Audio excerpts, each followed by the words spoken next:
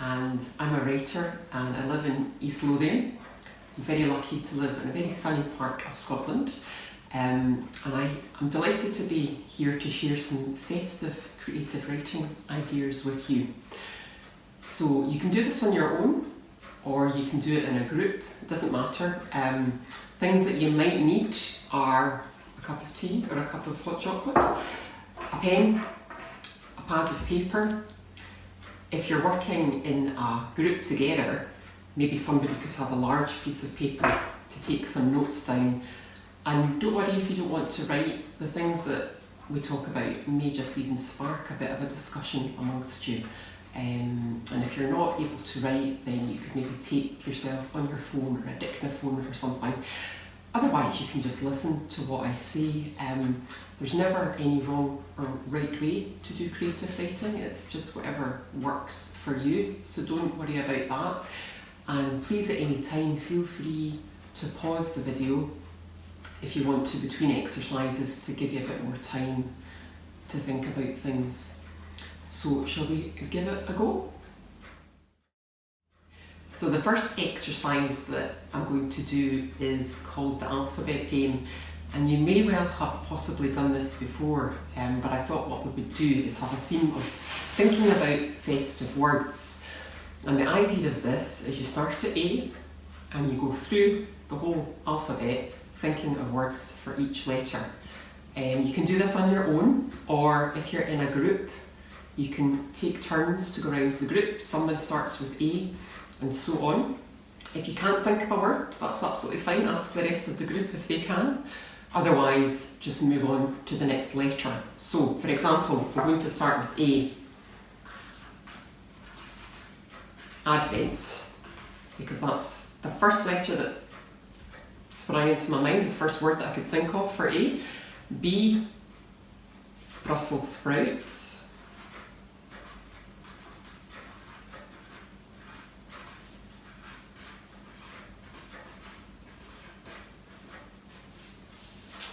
C, that's an easy one, Christmas.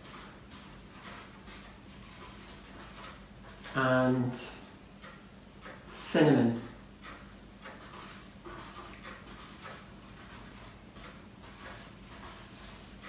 How about D? I can't think of any for D, so I'm going to go straight on to E. I need to come back to D. E. Elf. And eggnog for E.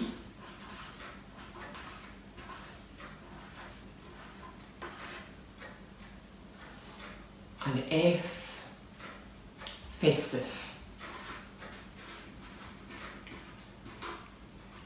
Hopefully you get the idea how this works, and you can keep going through the whole alphabet and collect a whole bank of festive words, or wintry words, or Christmas words, just whatever you can think of, and hopefully gets us into this festive frame of mind. So see how you get on. I'll keep going with my list, and we can compare notes at the end.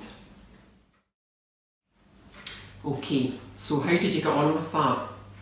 I have to admit I struggled slightly with some of the letters. Advent was the only one I could think of for A. I got lots of words starting with C and D and F and G. Q, I have to admit, was a bit tricky, as was U. And V, I managed to get the word vacation. The only one that I couldn't find a word for was Z. So maybe you've done better than me. I would be interested to know. So let me just share some of the words that I found, and you can compare them against your list. This exercise is called our favourite festive things, and hopefully because you've just done the alphabet game to warm up, you've got lots of festive words at the front of your mind or written down on your bits of paper. And I'm going to get you to really think about your senses here and think about favourite tastes and feels, textures of things, sounds, smells and sights. So I've made a list already. So my favourite sounds around this time of year are the sound of a crackling log fire, the sound of ringing bells, the sound of Christmas tunes and carols, the sound of crackers being pulled, laughter, and also just peace and quiet is quite nice too. And then favourite things to look at. If it's a clear night, I love looking at the stars in the clear sky, twinkling festive lights and fairy lights in windows. I like looking at a robin outside, particularly if it's hopping over a snowy lawn. And colours this time of year is lovely for lovely shades of red and shades of green, sparkling gold and sequins and silver and red berries outside. And what about smells and tastes? So I do quite like a scented candle. This is a spiced apple candle, which always reminds me of this time of year. This one is pumpkin, which is quite nice, but not as nice as the spiced apple candle. Smell of a log fire is nice. Pine cones, maybe a roast dinner cooking in the oven, and that lovely crisp fresh air that you get in winter. And tastes, the taste of ginger, spiced fruit, mulled wine, roasted nuts. I'm sure you can think of more than that. And finally the feel of things, so there's lovely textures like cosy scarves, a fleecy blanket to keep you warm, the feel of snow perhaps under your feet or frost on the grass, ribbon sliding through your fingers, and warm slippers. I have special Christmas warm slippers here, reindeer slippers to keep your feet nice and warm.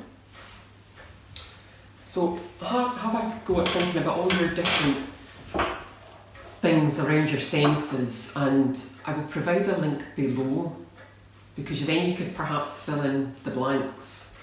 The feel of, the taste of, the sound of, the smell of, and the sight of.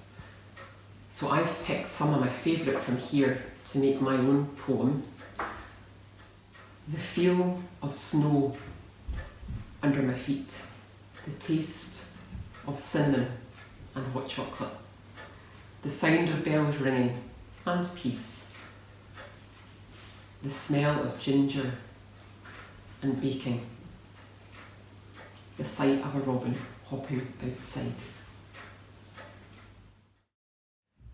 If you want to do a little bit more with all these words and things that you've collected, you could perhaps try writing a haiku poem.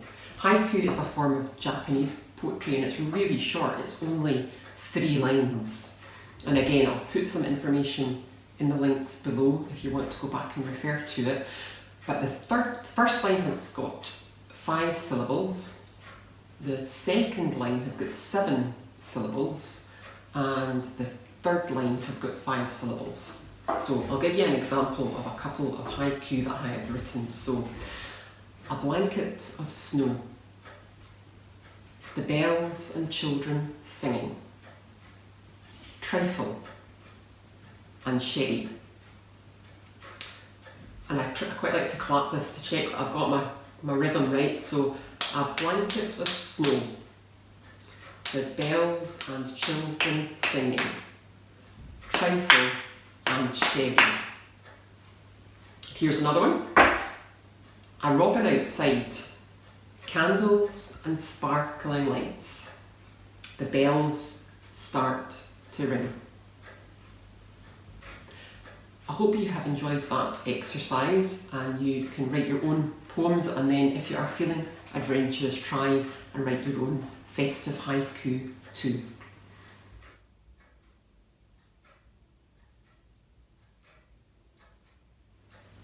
This exercise I've decided to call creating a snowman or a snow woman. Have you ever wondered where the idea of building a snowman came from? Well, I have, and I went away and did a little bit of research. So the whole idea of building a snowman goes back to the Middle Ages in Europe, when apparently people took it very seriously and spent days making these really intricate and detailed snowmen, and people would go around admiring them in the same way that we do festive lights today. So there you go, we're always learning.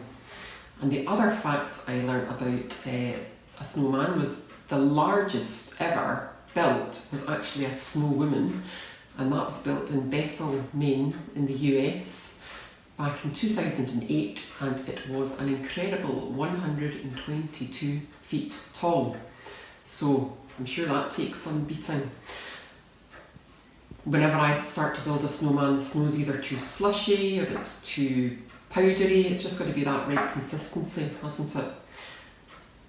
And did you ever think, who came up with the idea of dressing a snowman? Who thought it'd be a good idea to put a scarf or a hat on a snowman? What about if you had your own snowman or snow woman and you could dress them in any way that you wanted? Perhaps you've got a favourite outfit that you might like to put on them, a favourite hat or a favourite scarf. Maybe you want to use something else instead of a carrot for their nose. I've got my little snowman here with his Santa friend,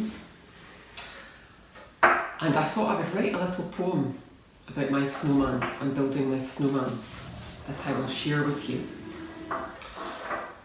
You started as a snowball, and then you grew and grew, and as the flakes kept falling, that was when I knew you'd become a snowman, icy white and bold.